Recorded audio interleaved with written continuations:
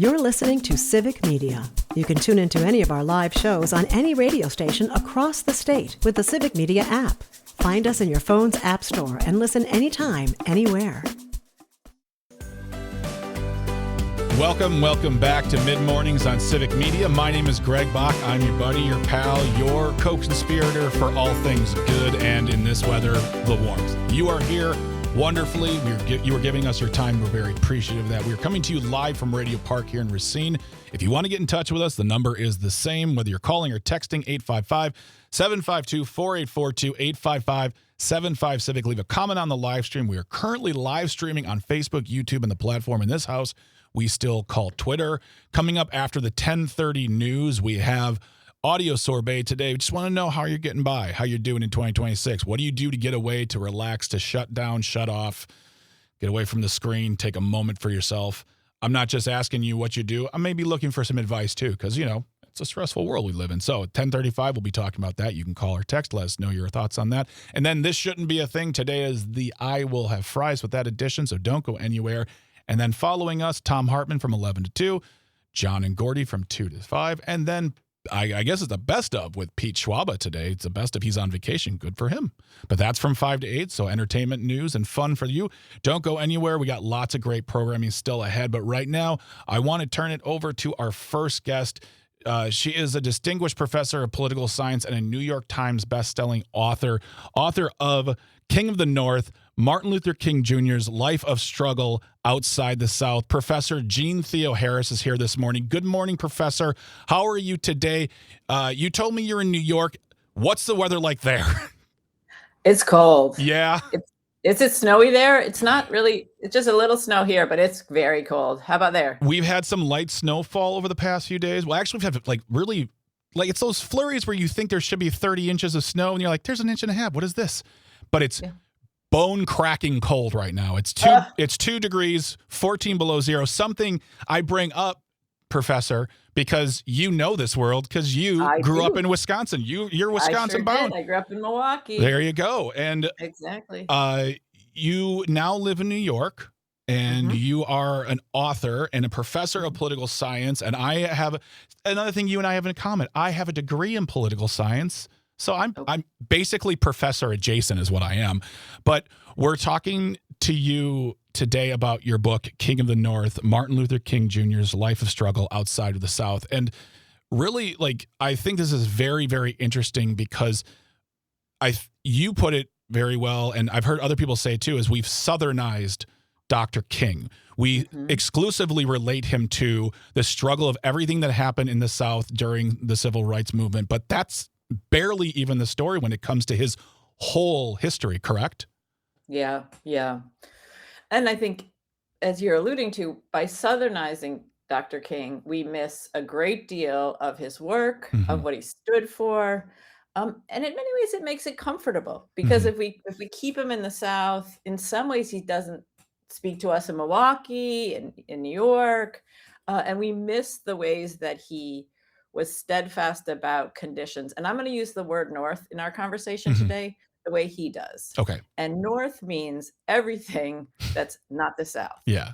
Because everyone from Bostonians to Milwaukeeans to Detroiters to, Angelenos to people living in San Francisco took pride in not being the South. Yes. And so Dr. King used the North as sort of a blanket term to get at that positionality, being so proud. And Dr. King will over and over sort of call out Northerners for even Northerners who are paying attention or supporting the movement in the South, often sort of allowing, maintaining, supporting segregation at home. So we have a lot to talk about. Yeah, and I think that something too is I'm of a certain age. I am 48 years old, raised with a certain amount of history. And of course, Dr. King growing up in school was taught, and he was taught as a saint that made everything better. Racism solved because of Dr. King. And when we think of him in context of the North, we think, well, when he came here, he must have been greeted with high fives and hugs and ticker tape parades. But that also was not the case. He had horrible experiences in the North. Absolutely. And in many ways, he has this very kind of what we might call schizophrenic or jarring experience, because sometimes he would be, people would want to take pictures with him. Many Mhm. northern mayors, for instance, Yeah. right? Mayor Wagner in New York, Mayor Yordi in LA, wanting to take a picture with him. And at the same time, the second he starts to talk about their own cities, the second he's at a march in their own cities, he's an outside agitator. Get out of here. You don't belong here. You don't know. And so, Dr. King would say, as long as I was safe from them in the South, right, many Northerners sort of might have, you know, embraced him. Mhm. And so there's this very jarring experience. And he will talk, and we can talk about this more later. In Chicago, the Yes. kind of violence they see in Chicago being really worse, and the mobs being bigger and scarier than anything they'd seen in the South. Was there anything that came across to you in your research? Because this is not, I mean, if I'm not mistaken, is this your 13th book or 14th book? Yeah. You, I mean, and I mean, you write specifically on civil rights. This is I your do. forte. I So do. was there anything in your research of this book specifically that stood out to you, that surprised you, or have you I mean, at this Oh, point, no, this was stunning. yeah. I mean, I've been, as you just mentioned, I've been a civil rights scholar for a while. I've read a lot on Dr. King. And I Mhm. think one of the first things that was so surprising to me, and this book begins, maybe 18 years ago. I'm in LA. I'm studying the civil rights movement in LA in the decade before Watts. Mhm.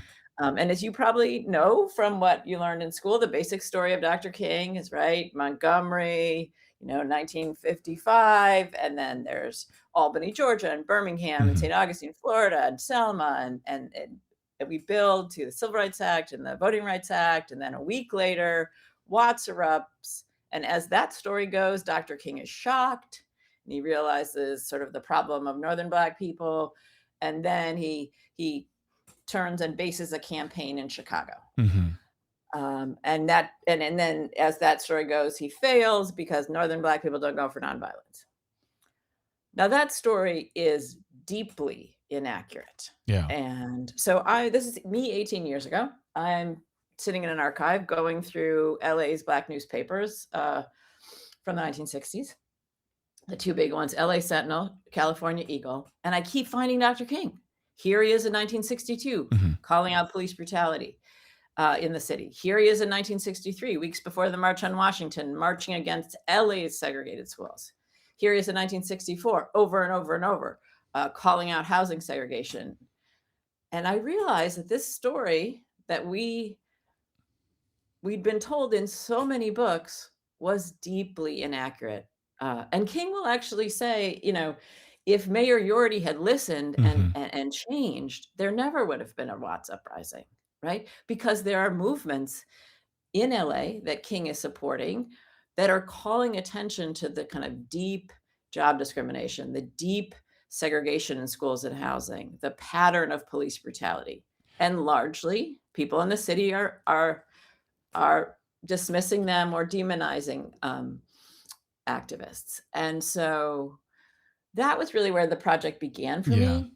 And once I saw it, I couldn't unsee it. And so, those, like, remember when we were little, you would have those kaleidoscopes where Yes. you would turn it just a tiny bit and Mhm. the whole picture would change. Yes. Yep. And that's a little bit what this book has been like for me, and the research for this book is that once you turn it and then all these things that we hadn't really reckoned with come into view. So I bet many of your listeners know, right, that Dr. King goes to BU, gets his PhD at BU. He does his divinity degree at Crozier, which is in Pennsylvania. But most of the way that we've talked about that graduate work is who he's studying with, what he's studying. And those are important questions, Mhm. but not where he is and what it's like being a 20-year-old in Pennsylvania, in Boston. Because guess what? When he gets to Boston, he's a young Black man in Boston, 1951. No one wants to rent to him. Yeah. Now, when Yeah. I say that out loud, it's not surprising, but it has not been the way we've seen that part of King's life. So he is always, from a young adult on, he is aware that segregation is not a Southern sickness, but a national cancer. And he's also aware of the limits of Northern liberalism at home. And I'm glad. Okay, so if you're just listening to us right now, if you're just tuning into Mid Mornings on Civic Media, we are speaking with Professor Jean Theo Harris, who is the author of King of the North, Martin Luther King Jr.'s Life of Struggle Outside the South. And I'm glad you said all that and topped it off with the word liberalism, because in the Zinn Education Project regarding your book, they say the following thing here. They say, crucially, the book illuminates King's sharp critique of liberalism, his frustration with those who claim to support civil rights while resisting structural change. He saw how Northern officials, journalists, and self-proclaimed allies were often more committed to order than to justice.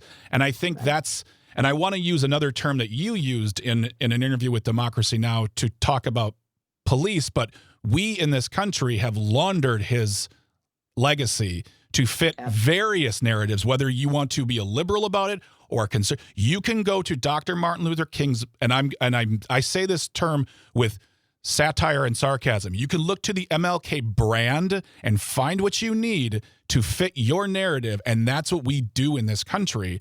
And we don't look at the whole picture, and that's what this book seeks to fix. Yeah, and I think as you're saying, Greg, we've made him comfortable. We've made him. We want him. I mean, some number of my friends and colleagues often talk about the Santa Clausification of Dr. King, right? We want to have the holiday yesterday, but we don't want it to ask anything of us, right? We want it just to give us a pat on the back, like, look, we solved this. And I think part of what seeing Dr. King outside the South, he's doing rent strikes, he's doing tenant organizing, he's supporting school boycotts, he's disrupting traffic, right? He's saying injustice is comfortable for too many people. And part of what it's going to take to change it is to make people uncomfortable. Yeah. And kind of stop business as usual, right? He's a longtime supporter of labor. And so I think we've distanced ourselves from kind of King's nonviolent direct action. We make it seem like, oh, of course we would have marched with Dr. King, when in fact, that was much harder than I think we often reckon with today. And also giving of our, depending on, I speak as myself, what I am, as I am a white male American, giving of my platform, my privilege, and really when it comes to my comfort of it all, to stand and take whatever comes while trying to fight for justice. And we're going to talk more about that and the book, King of the North. Professor Jean Theo Harris is our guest today, and we are discussing the book. We're talking about the legacy of Dr. King. We're talking about the whole picture versus the 21st century version of it. But more about that when we come back. If you have any questions or comments, please give us a call. 855-752-4842, 855-75-CIVIC is the number. Leave a comment on that live stream. But we're right here on Mid Mornings on Civic Media. You're here, and we appreciate you. Stay tuned. Stay close.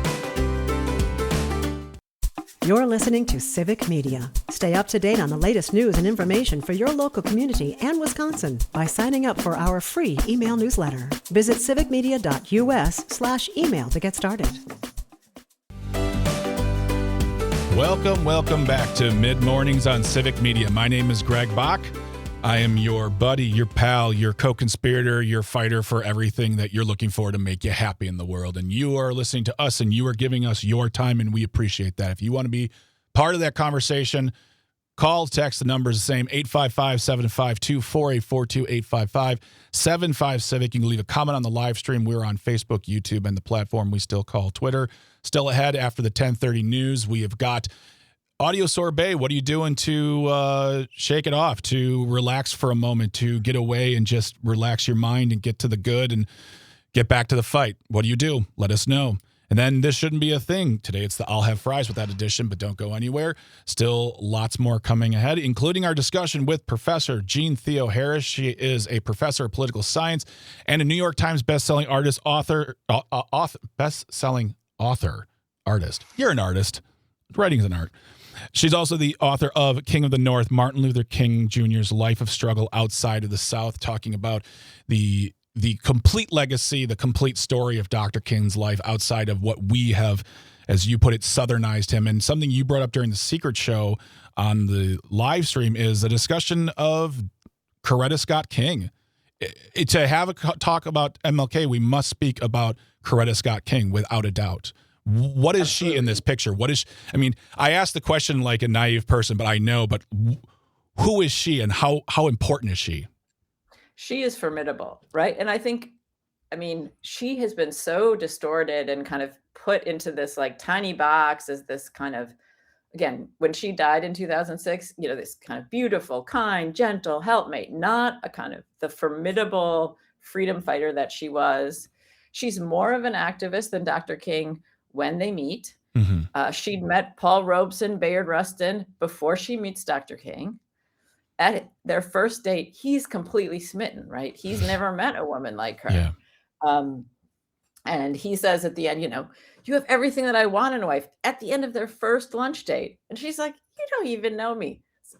So one of my favorite things about kind of learning about their kind of courtship is just how he's having to bring his A game. And what they find in each other is really a shared vision of what needs to happen, of justice, of what it means to be a Christian in this world.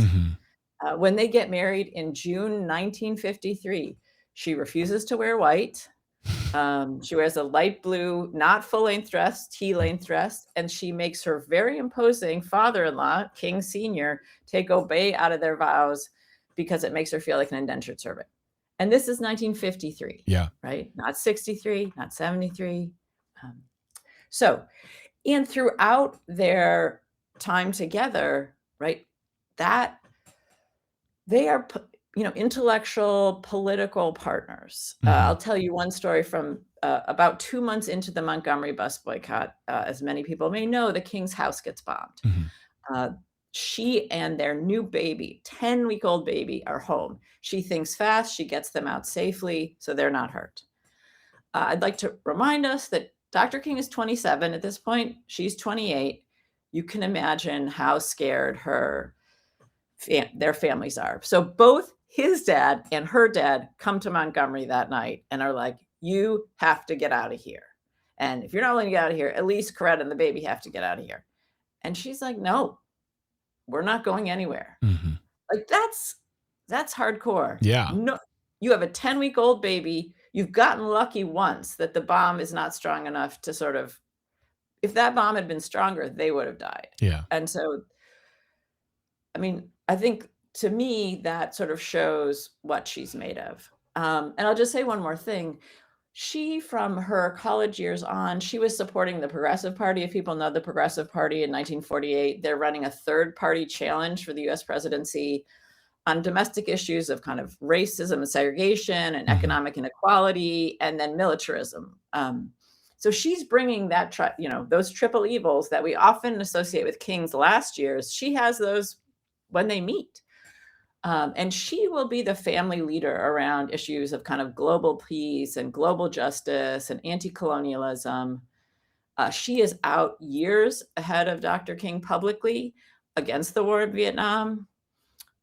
She speaks at one of the first big anti-Vietnam rallies at Madison Square Garden in 65, at a big peace mobilization in DC later in 65. Their reporter reported that later that day, asks Dr. King, well, did you educate her? And he's like, no, she educated me. And just to remind us, so this is 65. Dr. King makes his very beautiful historic speech against the war in 67.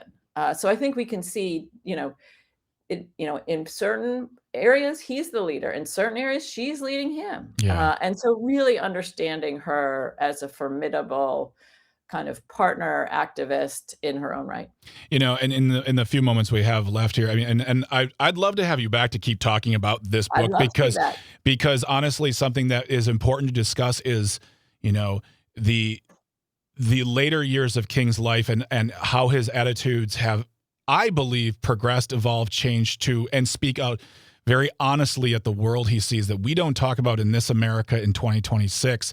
But the fact that Dr. King sat down at that first lunch date and didn't see her as a threat, but saw her as a partner, also speaks volumes to the human he was and the team that they made together to do what they did. But Professor Jean Theoharis has been our guest today. She is the author of King of the North, Martin Luther King Jr.'s Life of Struggle Outside the South. We didn't even get to the Chicago story, so you're coming back. No, we didn't. We're going to keep talking about it because, yeah, this is a conversation that needs to happen. Thank you so much, Professor, for sharing your time with us today. We will have you back sooner than later, and I will put links in the show notes to make sure people can look at where the book is at so they can get it in their lives too. So thank you again, Professor. We'll talk to you very soon. When we come back, Audio Sorbet, what do you do to get by, to survive, to relax and get away from the world for even but a moment?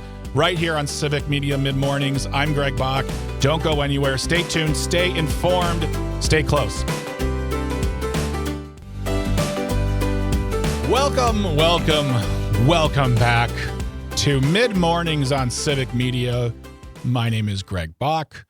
I'm your buddy. I'm your pal. I'm your friend in comfort and warmth. I hope you are having a fantastic day. I hope you're having a good morning. If you are in Wisconsin or anywhere else that's experiencing January like this, Calvin was very nice to me last Christmas, and he bought me the official Mid-Mornings on Civic Media weather balloon.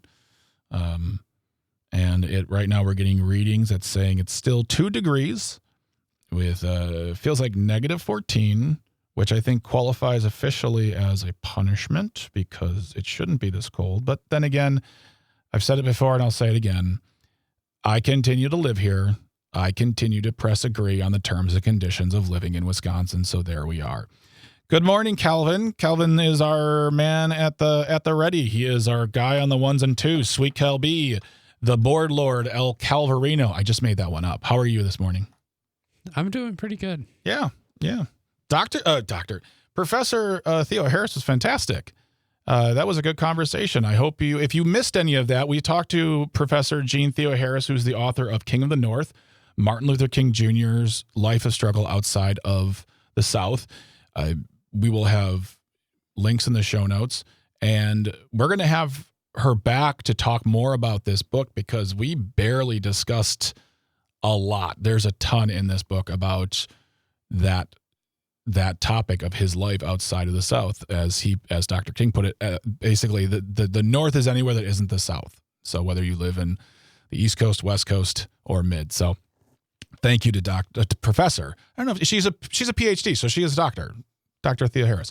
But we are now moving our way into a portion of the show we call Audio Sorbet. If I could get the cleansing tones of our harps, please. Those are flown in live every morning from a small island in the south of France. Thank you very much, Calvin. And I just want to know, what are you doing to get away, to relax? I know it sounds very, very basic, but it's true because I woke up today on the wrong side of life. I was very just all up in my feels, and it may have felt like, and I don't know, but like I may have come in with some tone this morning. So anyone who encountered me in the office, please, I apologize. I don't know if it's the cold. I don't know if it's just whatever, but yeah. And made me think, and I want to thank senior producer Tucker for reading my mind, apparently. He said, what's the best place to get off your phone? And I feel like that's too, like when you're feeling that way, when you're feeling stressed out, whether it's because of the news you're seeing, whether it's because of work or maybe some family life, I hope that's not the case. I hope your family is a place, a source of joy and support, but not always. Sometimes there's stress there. What are you doing to de-stress? What are you doing to relax and to get out there in the world? Are you going to the basement to work on something? Are you going to the garage? Do you have a space that's allocated in your home that allows you to do what you need to do? Do you go for a long drive? Do you just maybe read a book, take a nap?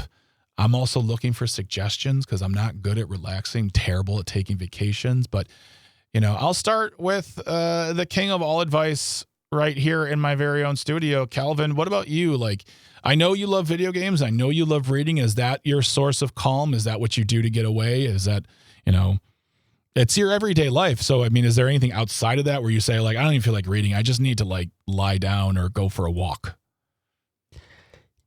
Yeah, I don't know what idiosyncrasy causes this in myself, but I'm very single-minded, I guess, as far as what I'm into doing. Okay. So right now I'm really on a video game kick, so that's kind of really all I do. But then I'll go on a book kick, and then I'll kind of really just only read. Yeah.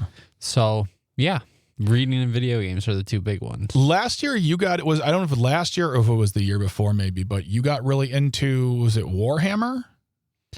I got into collecting and painting the figures. I never actually played the game. And I'm still interested in that. I just haven't felt really inspired to paint. Gotcha. That's honestly, that's where, I haven't talked about it in a long time, but something that especially during the lockdown and that, those first few months out in the world where it kind of felt quote unquote regular. I don't know if even that's the word I want to use, but where it just felt like, all right, we have to get out in the world. We have to do things. For me, it was Lego. And it wasn't just a matter of, I'm going to build a set. It was, I had a space in the back of the house.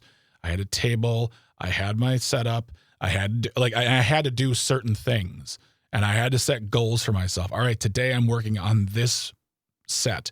This set has 11 bags. I am only going to do bags 1 and 2, because if I do the whole thing, then I'm shot for the rest of the week. And I would try to make them, at first I would sit and do them in one sitting. And I don't know if you've ever built a Lego set in 5 to 6 hours, but your fingers hurt, your legs hurt. And by the end you're like, I just want to get through this. So I learned to stretch it out, to space it out. And it became and it wasn't just the Lego building itself. It was the whole art and process of it all. It was getting up in the morning. And this was during the lockdown when I still was home every day. It was, get up in the morning, because I don't know about you, Calvin, but there was some afternoon sleeping. There were some days where it's just you're in bed all day long because you have a TV in the bedroom. You're like, why? What do I need to do anything for? But it was get up in the morning, put on some pajamas or put on some clothes. Like don't walk around in your sleep clothes. Get into something comfy, but do something. And I found that those processes, and then go in the room, set up the light, get my boxes together, get my bags together, do the bags I said I was going to do, then be done, then do something else. And it introduced a process to my day that it was missing because of it, but it brought a lot of calm. I don't do Lego that much anymore. There's not a lot of room in the house, and just, I guess that interest has faded. I mean, so I guess I know what you're talking about. It's like, there's not a lot of inspiration on that side. I still have a bunch of Lego sets that I could do, but I don't feel the rush to do them. Is that how you feel as far as like with regard to, is that how you feel like with reading? You're just like, all right, I'll do that later. I'll be inspired to read later. Well, yeah, it's so first on the Warhammer thing, I still have an itch to collect and build the figures, but putting them together is a lot less of a production and a mental effort than painting them. Yeah. So I have like tons of unpainted figures right now that I want to get to. I just haven't took the time to get my light out, get my wet palette out, get all the things. As far as reading, it's like, yeah, I have a stack of probably 15 books that maybe more than that, honestly, that I want to get to. Yeah. And I will get to, but none of them are just really jumping to me. I get that. I mean, that's how I feel about certain projects too. It's like, even though it can be qualified as work, and I don't know what this says about me. Well, it says everything about me, and I'm fine with it. I own it because I bought a bunch of stuff for the bathroom in the main room. We were very lucky to have a house that has a bathroom in our main bedroom, and it was getting a little worse for wear. It needed some cleaning, but it also needed some organizing. So I went and I bought some stuff that helped organize, and I was very excited for it. And then it sat there for probably the better part of 2 months in the bathroom, like in my way. And then I just felt this growing excitement, like I'm going to do it. And finally I did it. And I took like 2.5 hours to clean the bathroom, reorganize the bathroom. But when I was done, I felt so good and calm and relaxed because I wasn't looking at my phone. I didn't have anything going on in the background. I was really just focusing on that. And it brought me both a sense of accomplishment, but a sense of calm. But I know what you mean there is like, if it's not calling you, I can't do it. Because I feel like I'm forcing myself. When I want to do it, then I do it really, really well, and I get really, really excited. And then I literally bring my wife. I'm like, "Hey, you want to come see how I clean the bathroom like a functioning adult?" And I want credit and or a cookie for that, or maybe a Nobel Peace Prize. Do I get one for that, Calvin? Does that qualify for a Nobel Peace Prize? Is there a Nobel Prize for bathroom cleaning? Because if there is, I should win it. I will create one just for you. Thank you very much, but buddy. Don't let someone hear say that you got it. I don't know what you're talking about. I've heard nothing about any award for cleaning the bathroom or not starting 8 wars. Point is, we're talking about what you do to get away, to relax. What are your do you have a process? It's not. Is it just going for a drive? Is it putting the phone down? I know that's very difficult to do. It's very difficult to put that phone down. It's an addictive tool. And now, because it's all integrated, whether you're looking at a phone, a tablet, a laptop, a TV, it's all there for you anytime you want it. Also bringing all the stress of the world to you. But, do you take a spa day?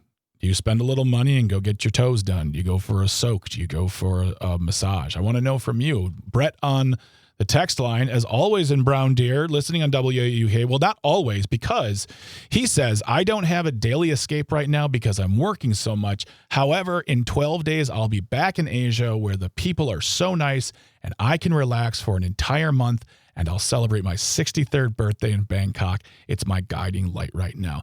And I love that for you, Brett, so much. I love that you recognize the need for that relaxation, and I'm glad you do it. I think personally, and I'd love to know your thoughts on this, and Calvin, tell me what your thoughts on this as well. I don't know if it's an American thing or if it's a Wisconsin thing or a Midwestern thing, is we tend to stuff down the need for self-care and relaxation. We bargain it away, we excuse it away, and we don't do anything about it until maybe it's too late, as far as like, I have to take a vacation or I need to do something, But I love the fact that, Brett, you're going there for a month and you're going to kick back and relax. I hope you dip your feet in some aquariums that have fish that take the skin off your toes, because you talked about, I didn't forget that. I remember that picture. And we want, I want people to be okay with being a little stressed out, but then doing something good for yourself to take care of that. And it doesn't have to be a trip to Bangkok. If you can do it, great, do it. Don't sit there and go, I should do that. I'll do it later. I'll do it someday. Try to do it now. What is there going to be a big plan for you in 2026? Do you have a trip? Do you have a goal? I'm just asking another question. We can do tomorrow's audio survey for this, but I just want people to recognize that we live in stressful times. But on top of that, it's okay to not only be stressed, but it's also okay to say, I have to do something about this. I need to feel good. I deserve to make myself feel good. Self-care is very important. It's not a bad term. It's not weakness. It makes us better and stronger, and makes us, I don't know about you, Calvin, but it makes me more tolerable to be around. If you ask my wife, I'm sure she loves it when I take a moment for myself, because I don't come in the house all like, man. So, yeah. That was more just therapy for the last segment for me, Calvin. I feel like, because I walked in here today all like on my guard, and I feel like I was rude to some folks, and I don't like doing that. So I just want to know what people are doing to offset that matter in their life and take care of themselves. So appreciate everyone for sharing. Appreciate everyone for getting in touch. We really appreciate you. When we come back, this shouldn't be a thing today. It is the I'll Have Fries with That edition. And after us, lots of programming we'll talk about when we come back from the break, but don't you go anywhere. You're listening to Mid Mornings on Civic Media. My name is Greg Bach. I hope you're taking care of yourself. That's important to me. I hope you stick around, grab a snack, stay hydrated, stay warm, stay tuned, and stay close. You're listening to Civic Media. Find the latest news, information, and archives of all your favorite shows on the Civic Media website, civicmedia.us. Welcome back to Mid Mornings on Civic Media. My name is Greg Bach. I am your host, your buddy, your pal, your friend in happiness. I'm hoping you're having a good morning this morning. I hope you're staying warm this morning. I hope you're packing all the things you need to stay warm. Hats, gloves, scarves, mittens, hand warmers, feet warmers, tush warmers if you need a tush warmer. I'm sure those are available. Or you just take all the hand warmers, you tape them together, then you got one big tush warmer. Not calling your tush big, just saying enough square space to... I'm moving on now. All right, we got a great show for you tomorrow. I'm very much looking forward to all the guests we're having this week. It's very, very good stuff. We're going to be talking tomorrow in the 9 o'clock hour in the second half to Michelle Jackson, who's the director of Career Exploration Centers at the Office of Academic and Career Success at the University. I believe this is University of Wisconsin. Talking about career exploration, there's no doubt we've seen people take different paths, new paths, find different places to go as far as, whether it was the pandemic that influenced people to maybe try something new. But we'll be talking about that, the fear of career exploration, how to put your foot in the door if you need that. We're going to give you that push if you need that. Michelle Jackson will be in the first hour. And in the second hour, it's going to be a conversation with philosophy professor, actually a philosopher of games and the philosophy of data. C.T. Wen will be here talking about the book, The Score, How to Stop Playing Somebody Else's Game. That'll be in the second hour. In the 10 o'clock hour, I'm very much looking forward to that. I've been reading that book, and I'm looking forward to having a discussion about the gamification of life. So if you want to learn more about that, stick around tomorrow. And if you want to have more fun today, stick around because there's more after us.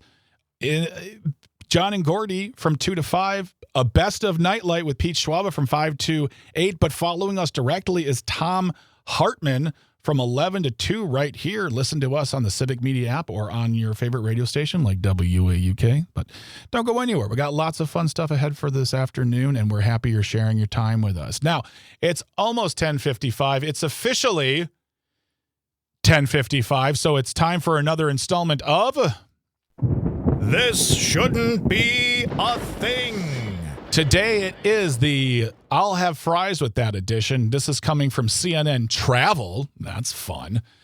Our Machi Ori has the byline, Chips Ahoy. Chips Ahoy. English beach covered in French fries and onions after cargo ship spill. Get it, Calvin? Chips. That's what they call French fries over there. Did you know that? I've made you smarter. Did you know that? Yes, I did know that, Greg. Rude. All right. A beach in England has disappeared under a blanket of uncooked French fries and onions after a container ship spilled its cargo earlier this month. A cleanup operation began on Tuesday along the coastline of East Sussex in southeast England after containers on 2 cargo ships went overboard during the storm late last year and earlier this month, according to the local county council. I kind of love that idea. Well, okay, I don't love the idea of food being wasted and this happening. This should not definitely be a thing. But the idea that this story came out yesterday, but the container late last year went overboard, and earlier this month, it finally washed up. I only imagine someone standing on the shores of East Sussex going, blimey, they're coming for us. The chips and onions. I did 2 different accents there. Sorry, I did like a very southern and then I did a very northern accent there. My apologies for mixing up. My character works all over the place today.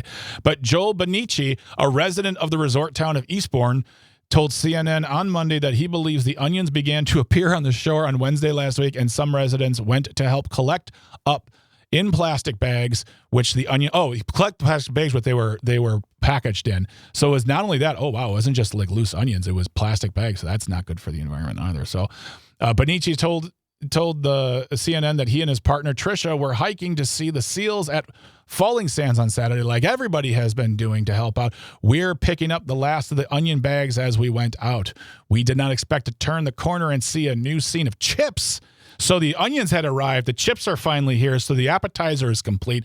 All I need is a basket and some vinegar, and I am good to go. Because honestly, Calvin, tell me you don't read this story and think to yourself, French fries with sauteed onions. That sounds mighty delicious.